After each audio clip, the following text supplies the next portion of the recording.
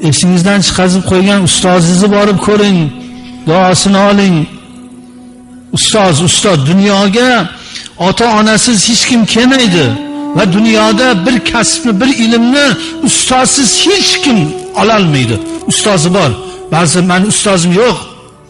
O'sha bekarchiligingizni ham bitta ustoz o'rgatgan sizga. Menda kasb yo'q, hunar yo'q, ustozim ham yo'q. O'sha bor ustoz. Qarib tanitib qo'ygan bor. To'g'ri yo'lgin, mana yo'ldan yurmagin, yomon yo'l bu deb bunday yo'l ko'rsatib qo'ygan ustoz bo'ladi.